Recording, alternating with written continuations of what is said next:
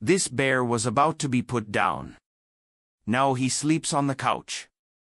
The wilderness of Colorado stood stark and unforgiving in the grip of early winter. Snow draped the pines like shrouds, and the wind cut through the forest with icy precision. It was in this frigid landscape that Mark Donovan, an experienced hiker who had traversed these trails for nearly 2 decades, spotted something unusual. Through the crystalline air, a dark shape, too small to be an adult bear but too large for a fox, huddled beneath a rocky outcropping. Mark approached cautiously, every step crunching in the fresh snow. The shape resolved itself into a young black bear cub, emaciated and trembling. Its hind leg was held at an awkward angle, and raw, angry scars circled its neck and midsection, unmistakable evidence of chains. The cub's eyes, normally bright with the wildness of a healthy bear, were dull and distant. It didn't run. It didn't even lift its head when Mark came within 20 feet. It simply stared with an emptiness that made Mark's chest tighten. "Hey there, little guy," Mark whispered, the vapor of his breath hanging in the cold air. The cub flinched at the sound, pressing itself further against the rocks. Mark noticed something else then, a scrap of frayed rope still dangling from the cub's neck, confirming what the scars had already told him. This was no ordinary orphan cub. This was the aftermath of human cruelty. Mark had seen bears before, this was Colorado, after all, but never one in such a state. Using the satellite phone he always carried on remote hikes, he called the local wildlife office. Within 2 hours, a team arrived with a transport cage and tranquilizers. "Jesus," breathed Wildlife Officer Sarah as she surveyed the bear cub.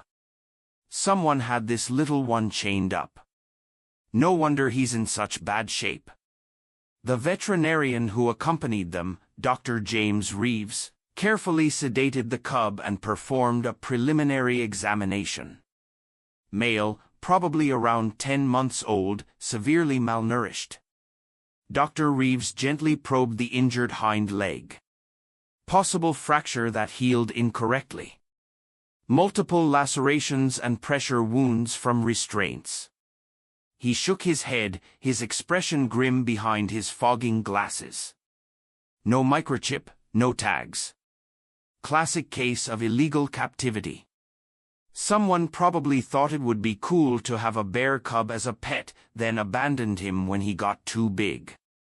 "You think they just dumped him out here to die?"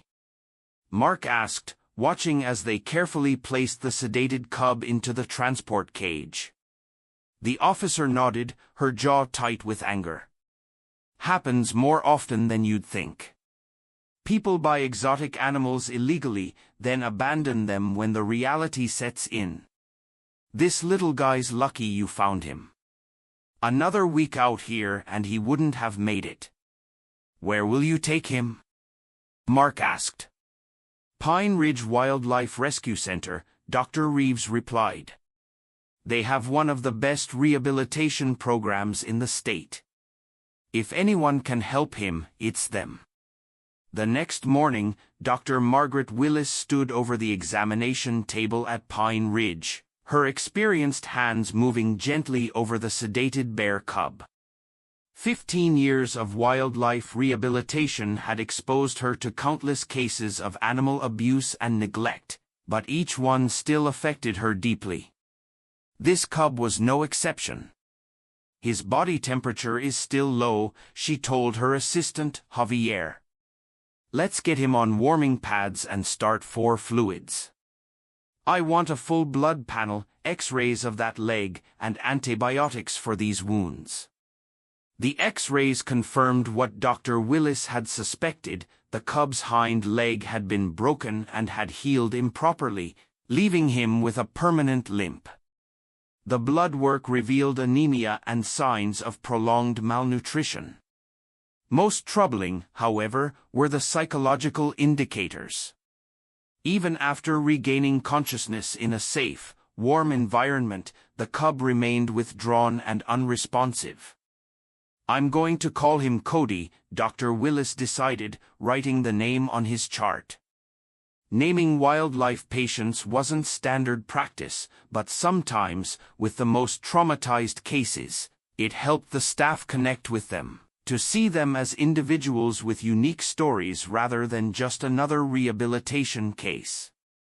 For the next 4 months, Dr. Willis and her team tried everything to help Cody recover.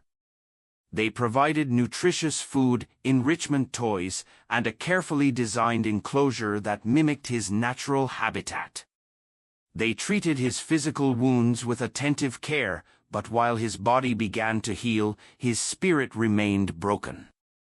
Cody refused to eat properly, taking only the minimum necessary to survive. He ignored the enrichment toys placed in his enclosure. He spent most of his time huddled in the farthest corner, as if trying to disappear.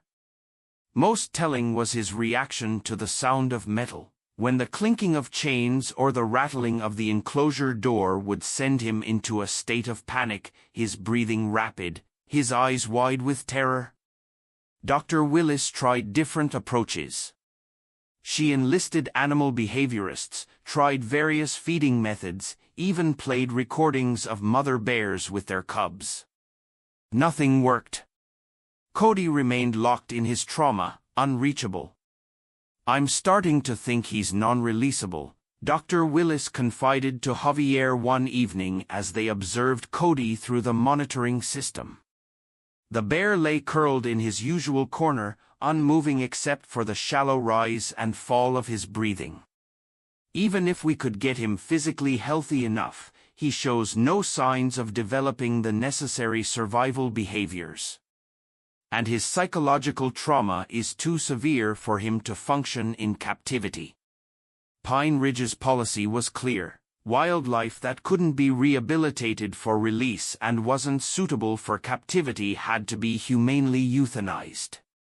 It was a gut-wrenching reality of wildlife rehabilitation, but one that sometimes had to be faced. "Schedule it for Friday," Dr. Willis said, her voice heavy with resignation. "We'll give him a peaceful end. It's the kindest thing we can do at this point." Javier nodded, his eyes reflecting the same sadness. "I'll make the arrangements." That night, Willis stayed late, sitting outside Cody's enclosure. The bear remained in his corner, but his eyes were open, watching her with that same empty gaze that had haunted her for months. "I'm sorry, Cody," she whispered. "I wish we could have done more for you." As if understanding her words, Cody turned his head away, facing the wall.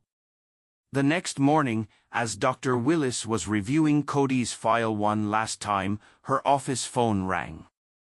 The caller ID showed an unfamiliar Wyoming number. "Dr. Willis speaking." "Hello, Dr. Willis, my name is Jennifer Morrison.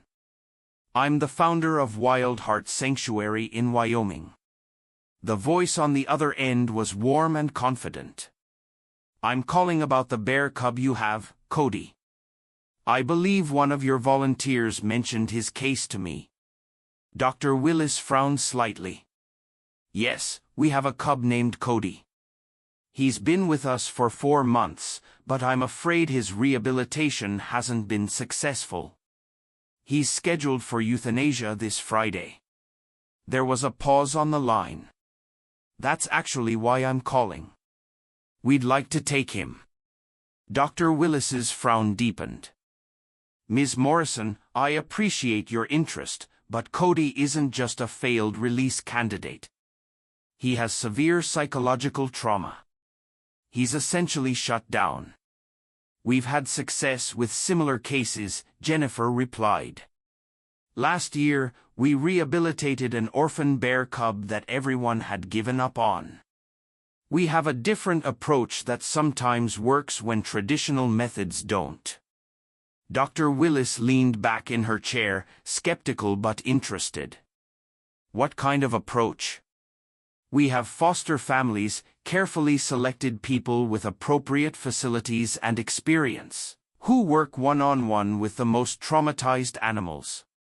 We've found that sometimes the quiet environment of a home setting, away from the clinical atmosphere of a rescue center, can reach animals that seem unreachable.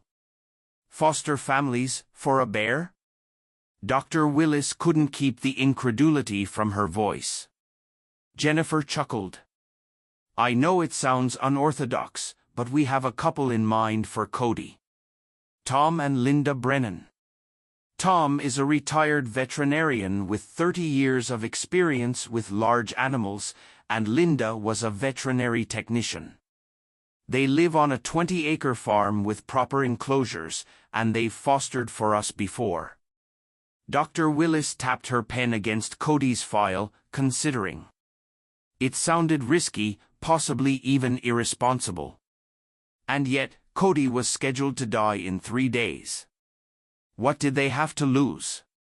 Send me their credentials and your facility documentation, she said finally. I'll review it today. By that afternoon, Dr. Willis had received and reviewed the information Jennifer sent. The Brennans were indeed impressively qualified, and Wild Heart Sanctuary had all the necessary permits and protocols in place. Still, she hesitated.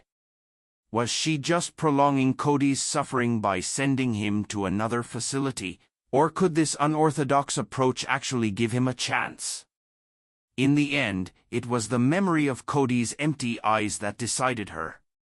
She couldn't give up on him without trying everything possible. All right, she told Jennifer over the phone, we'll transfer Cody to your care. But I want regular updates, and if he shows no improvement within a month, I think we need to reconsider euthanasia as the humane option. Agreed, Jennifer said. Tom and Linda will be ready for him. Thank you for giving him this chance, Dr. Willis.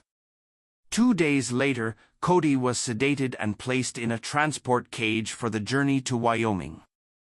Dr. Willis watched as the van pulled away from Pine Ridge, a mixture of hope and doubt swirling in her chest. She'd done everything she could for Cody, now his fate rested in the hands of Tom and Linda Brennan. The journey to Wyoming took 6 hours, during which Cody remained sedated under the watchful eye of a veterinary technician. When they finally arrived at the Brennan farm, the sun was setting, casting long shadows across the snow-covered property. Tom and Linda Brennan waited by the gate, their breath visible in the cold air. Tom stood tall and steady despite his 70 years, his weathered face framed by a neatly trimmed white beard. Linda, a few years younger, had laugh lines around her eyes and silver-streaked hair pulled back in a practical braid. Between them stood a border collie with patchy black and white fur, watching the van with alert eyes. That's Rosie, Linda explained to the transport team as they carefully unloaded Cody's cage. She's a rescue too, came to us terrified of everything after being abused by her previous owner. Tom knelt to look at Cody through the cage bars. The bear cub was beginning to stir as the sedation wore off, his eyes blinking slowly, disoriented. Oh, Tom, Linda whispered, kneeling beside her husband, he looks so lost. Indeed, even in his groggy state, Cody had pressed himself against the back of the van, trembling slightly. His ribs were visible beneath his dull fur, and his injured hind leg was tucked underneath him. We've prepared an enclosure for him, Tom told the team. It has a heated shelter, a small pond, climbing logs, and secure fencing. We'll move him there now while he's still calm from the sedation. The transport team helped Tom move Cody's cage to the prepared enclosure. It was spacious and natural-looking, bordered by trees on one side and facing the Brennans' farmhouse on the other. They positioned the cage inside the enclosure, opened the door, and retreated outside the fence. He'll come out when he's ready, Tom said as they locked the enclosure gate. Best to give him space for now. For the rest of that first day, Cody remained inside the transport cage even though the door was open. Tom placed food and water nearby, but the bear didn't touch either. As night fell, Linda watched from the kitchen window, her face creased with concern. "He hasn't moved at all," she told Tom as he joined her at the window. "Not even to drink." Tom wrapped an arm around her shoulders. "Give him time, Lynn. He's been through hell, and now he's in yet another strange place. Let's just be patient." Linda nodded, but her eyes remained fixed on the dark shape of the cage in the enclosure. "I just hope we're not too late." That night, as a light snow began to fall, Linda couldn't sleep. She kept thinking about the bear cub, alone and frightened in the cold darkness. Around midnight, she got up, put on her warmest coat, and slipped outside. The enclosure was visible from the back porch, illuminated faintly by the moonlight reflecting off the snow. Linda could see that Cody had finally emerged from the transport cage, but he hadn't gone far. He was huddled against the fence, as far from the house as possible, his dark fur dusted with snowflakes. Linda sat on the porch steps, keeping her distance but making her presence known. "Hello, Cody," she said softly. "I'm Linda. You are safe here." The bear didn't respond, didn't even look in her direction. Linda hadn't expected him to. She simply sat there in the quiet night, letting him know he wasn't alone. After about an hour, the cold driving through her coat, she went back inside. The next day, Tom constructed a small shelter near the house where they could sit and observe Cody without intruding on his space. Linda brought her knitting, working on a scarf as she sat watching the bear. Cody remained distant, eating only when no humans were present and cowering at any sudden movements or sounds. Days passed this way. Tom and Linda established a routine, taking turns sitting in the shelter, talking softly to Cody even though he showed no sign of listening.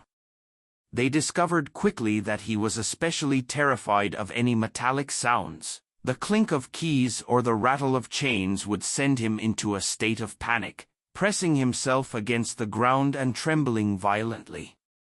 "Someone chained him," Tom said grimly after witnessing one such episode. "Probably kept him in a small space, maybe even beat him. No wonder he's so traumatized." On the seventh night, as a light drizzle fell, Linda sat in the shelter with her knitting. The repetitive click of the needles was soothing, and she found herself humming softly, an old lullaby she used to sing to her son Michael, who had passed away from leukemia 15 years earlier. She didn't even realize she was doing it until she noticed Cody's ears twitching, his head slightly raised as if listening. Linda continued humming, her heart quickening. It was the first sign of interest Cody had shown in anything they did. When she finally went inside that night, she told Tom about it, her eyes bright with cautious hope. "Music," Tom mused. "Interesting. Maybe it reminds him of before he was captured. Bears have excellent hearing, you know." The next day, Tom brought his old guitar out to the shelter. He played softly while Linda hummed, and again Cody's ears twitched in response. It wasn't much, but it was something, a tiny crack in the wall Cody had built around himself. They continued this way, adding music to their routine. Linda would knit and hum, and Tom would sometimes play guitar. They noticed small changes in Cody. He would sometimes lift his head when they arrived. His ears would perk up at the sound of Linda's humming, and once, he even approached the food they left while Linda was still present, though he retreated quickly when she shifted position. On day 18, Linda was sitting alone in the shelter during a light drizzle, knitting and humming as usual. She was so absorbed in her work that she didn't immediately notice Cody had moved. When she finally looked up, she gasped softly. The bear cub was standing just a few feet away, watching her with an intensity that hadn't been there before. Linda froze, hardly daring to breathe. Cody took another step forward, then another. His movements were hesitant, his body language tense with fear, but he kept coming. When he reached Linda, he paused, sniffing the air. Then, with agonizing slowness, he lowered his head and gently rested it on her lap. Tears sprang to Linda's eyes, rolling down her cheeks and mingling with the drizzle. She remained perfectly still, afraid that any movement might shatter this fragile moment of trust. Cody stayed that way for perhaps a minute, his head heavy on her lap, before he withdrew and retreated to a safe distance. That night, Linda told Tom what had happened, her voice choked with emotion. "He chose to come to me, Tom. He initiated contact." Tom squeezed her hand. "That's huge, Lynn. That's the first step." From that day on, Cody began to open up. The changes were subtle at first. He would come a little closer each day, stay a little longer. They discovered he preferred salmon to honey and would eat more willingly if Linda sat a few meters away, humming her lullaby. He developed a peculiar habit of sleeping while hugging a pillow that Tom had left in his enclosure, pressing his face into it as if seeking comfort. Most mornings, Cody would make a low rumbling sound when he saw the couple through the window, a sound that Tom jokingly called his "good morning grumble." He began to explore his enclosure more, occasionally climbing the logs they had positioned for him or dipping his paws in the small pond. One crisp morning, about a month after Cody's arrival, Linda was in the garden near the enclosure when she spotted a coyote slinking along the fence line. Before she could react, she saw Cody rise from his resting spot and move deliberately toward the fence, positioning himself between the coyote and Rosie, who had been lying in the sun nearby. The coyote paused, assessed the situation, then trotted away. Rosie, who had been wary of Cody until then, seemed to understand what had happened. From that day on, the border collie began to spend more time near Cody's enclosure, sometimes lying just on the other side of the fence while Cody rested nearby. It was as if the bear's protective gesture had broken through Rosie's shell of fear, just as Linda's lullabies had begun to break through Cody's. The transformation continued day by day. Cody became more animated, more engaged with his surroundings.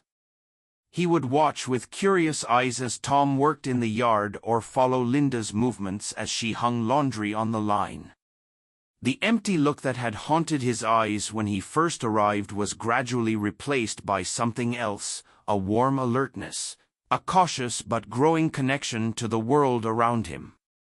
"He's coming back to life," Linda told Tom one evening as they watched Cody from the kitchen window. The bear was playing with a large branch, batting it around his enclosure with surprising dexterity. "It's like watching a flower bloom in slow motion." Tom nodded, his eyes crinkling at the corners. "He's not out of the woods yet. He still has a lot of trauma to work through. But he's fighting his way back." They sent regular updates to Dr. Willis and Jennifer Morrison, including videos of Cody's progress. Dr. Willis was cautiously optimistic, noting that while Cody's behavior was improving, he was still far from being a candidate for release into the wild. "He's forming attachments to humans," she pointed out during a phone call. "That's good for his psychological recovery, but it means he'll likely never be able to survive on his own in the wild." "We know," Tom replied, "but at least he's living now, not just existing." The weeks turned into months. Winter deepened, blanketing the farm in snow. Cody's enclosure was equipped with a heated shelter, but he often chose to sleep outside, seemingly unbothered by the cold. Beneath his growing coat, his body filled out as his appetite improved, and though he would always have a limp from his improperly healed leg, he moved with increasing confidence and agility. Then came the night that changed everything. It was early December, and a fierce storm had descended upon the region. Wind howled around the farmhouse, driving snow against the windows in icy sheets. Tom was concerned about the heating system in Cody's shelter and decided to check it despite the weather. "I'll be quick," he assured Linda, pulling on his heavy coat and boots. "Just want to make sure he stays warm tonight." Linda watched from the window as Tom made his way through the swirling snow toward Cody's enclosure. She saw him reach the gate, fumble with the latch, and step inside. Then, suddenly, he disappeared from view. Minutes passed, and Tom didn't reappear. Worry gnawed at Linda's stomach. She was about to put on her own coat and go check when she heard a strange sound at the back door, a scratching, followed by a low, urgent grumbling. Linda hurried to the door and flung it open. There, standing on the back porch, was Cody. Snow clung to his dark fur, and his eyes were wide with what Linda immediately recognized as panic. The gate to his enclosure must not have been properly secured, allowing him to push it open. For a moment, Linda was frozen with shock at the sight of the 200-pound bear standing unrestrained before her. Then she realized what Cody's presence might mean. "Tom," she called out into the storm. There was no answer. Cody turned and moved back toward the yard, then stopped and looked back at Linda, grumbling again. His meaning was unmistakable: "Follow me." Heart pounding, Linda grabbed a flashlight and followed Cody into the storm. The bear led her straight to Tom's crumpled form near the enclosure. He had slipped on a patch of ice and fallen awkwardly, his leg bent at an unnatural angle beneath him. He was unconscious, his face alarmingly pale in the beam of the flashlight. "Tom!" Linda cried, dropping to her knees beside her husband. She checked his pulse; it was there but weak. His skin was cold to the touch. He'd been lying in the snow for too long. Cody stood nearby, watching with anxious eyes as Linda pulled out her phone and dialed 911. Then, as if understanding the gravity of the situation, he moved closer to Tom and lay down beside him, pressing his warm body against Tom's cold one. Linda understood at once what Cody was doing, using his body heat to warm Tom, just as a mother the bear would warm her cubs. She joined them, huddling against Tom's other side while they waited for the ambulance. The paramedics arrived 20 minutes later, their faces registering shock at the sight that greeted them. An elderly woman and a black bear huddled protectively on either side of an unconscious man. "It's okay," Linda assured them as Cody reluctantly moved away from Tom at her gentle urging. "He's helping." Tom was rushed to the hospital with a broken leg and severe hypothermia. If he'd been out there much longer, the outcome could have been very different. The doctor told Linda later, "Another 15 minutes and we might have lost him to hypothermia." While Tom recovered in the hospital, Linda returned home to find Cody back in his enclosure, the gate now properly secured. When he saw her, he rose up on his hind legs and pressed his paws against the fence, grumbling softly. Linda approached the fence, tears in her eyes. "You saved him," she whispered, reaching through the fence to stroke Cody's fur. "You're no longer the one being rescued, you're the protector of this family now." When Tom returned from the hospital a week later, his leg in a cast and crutches under his arms, Cody's reaction was remarkable. The bear paced anxiously along the fence until Tom came close enough to see, then sat back on his haunches and released a low rumbling sound that seemed to vibrate through the winter air. "He was worried about you," Linda said, helping Tom to a chair they'd positioned near the enclosure. Tom reached a hand toward the fence, and Cody approached, sniffing his fingers before gently pressing his nose against them through the wire. "Thank you, buddy," Tom said, his voice gruff with emotion. "I owe you one." In the weeks that followed, as Tom's leg healed, his bond with Cody deepened.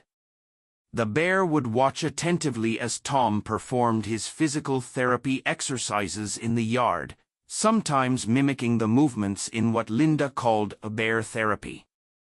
When Tom graduated from crutches to a cane, Cody grumbled his approval, and when Tom finally walked unassisted for the first time, the bear stood up on his hind legs as if applauding. It became clear to Tom and Linda that Cody could never return to the wild. He was too habituated to humans, too attached to them, specifically.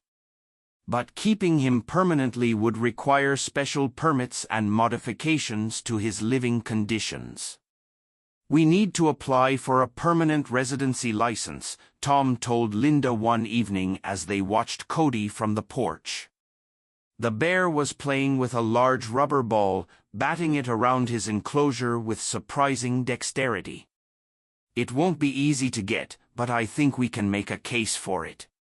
Linda nodded. "After what he did for you, how could they say no?" They contacted Jennifer Morrison at Wild Heart Sanctuary, who helped them navigate the complex application process. They submitted documentation of Cody's rescue and rehabilitation, veterinary assessments, and detailed plans for his long-term care. Most compelling was the account of how Cody had saved Tom's life during the snowstorm, evidence of the extraordinary bond that had formed between the bear and his caretakers. 3 months later, the license was granted. Cody would be allowed to remain permanently at the Brennan farm under certain conditions. His enclosure needed to be expanded, and he would require regular veterinary checkups. Tom and Linda would need to maintain proper liability insurance and allow periodic inspections by wildlife officials. With the license secured, they immediately began expanding Cody's living space. The new enclosure covered nearly an acre, incorporating natural features like trees and rocks. They built a covered walkway connecting it to an area near the house, allowing Cody more freedom while still maintaining necessary safety boundaries. And as spring arrived, bringing fresh growth to the Wyoming landscape, Cody continued to flourish. His coat grew thick and glossy, shining like polished onyx in the sunlight. He developed a playful streak, splashing in his pond and rolling in patches of clover. He showed particular fascination with maple leaves, carefully selecting the prettiest ones that Linda brought him from the garden. Rosie, the once timid border collie, became Cody's unlikely companion. The two formed an odd friendship, bear calm and dog anxious, but they seemed to understand each other in a way that transcended species. They would often lie on opposite sides of the fence, mirroring each other's positions as they napped in patches of sunlight. Tom and Linda adopted another dog that summer, Baxter, an elderly golden retriever whose owner had passed away. Gentle and arthritic, Baxter immediately took to Cody, often sleeping pressed against the fence of the enclosure. Cody would reach a paw through the wire to gently touch Baxter's fur, a gesture of affection that never failed to move Linda to tears. A routine developed. In the mornings, Cody would greet Tom and Linda with his familiar grumble, accepting apple slices from their hands. During the day, he would play, explore, or simply watch as life unfolded around him. In the evenings, as the sun set behind the mountains, he would make what Linda called his good-night rounds, moving along the fence to touch noses with Rosie, press his face against Baxter's cheek, and finally receive a gentle scratch behind the ears from Tom and Linda. Then he would retreat to his favorite spot beneath a spruce tree, curling up with the pillow he still loved to hug, releasing soft, warm grunts that sounded remarkably like the forest wind. "He's talking to the trees," Linda would say, telling them about his day. Tom would smile and squeeze her hand. "Maybe he is." One day in early autumn, nearly 2 years after Cody's arrival, they received a call from Dr. Margaret Willis. She was passing through Wyoming and asked if she might visit to see Cody. Tom and Linda readily agreed. When Dr. Willis arrived the next day, she barely recognized the bear she had once deemed beyond saving. Cody was standing in his enclosure, his powerful shoulders supporting a healthy weight, his once dull fur now gleaming in the September sunshine. He was using a branch to try to reach a particularly tempting blackberry that had grown just outside his fence, his movements displaying intelligence and purpose. "I can't believe it," Dr. Willis said, her voice hushed with amazement. "Is that really Cody?" As if hearing his name, the bear turned to look at them. There was no fear in his gaze, no emptiness, only a calm curiosity as he assessed the newcomer. "That's our boy," Tom confirmed proudly. "Hard to believe he's the same bear. Isn't it?" Dr. Willis shook her head, tears welling in her eyes. "I thought he wouldn't make it. I was certain we were just prolonging his suffering by sending him here. He just needed to find the right people," Tom said, watching as Cody abandoned his berry quest to approach the fence, sniffing the air curiously. "Sometimes we all do." They spent the afternoon showing Dr. Willis how far Cody had come. They demonstrated his favorite games, his interactions with Rosie and Baxter, the way he would gently take treats from their hands.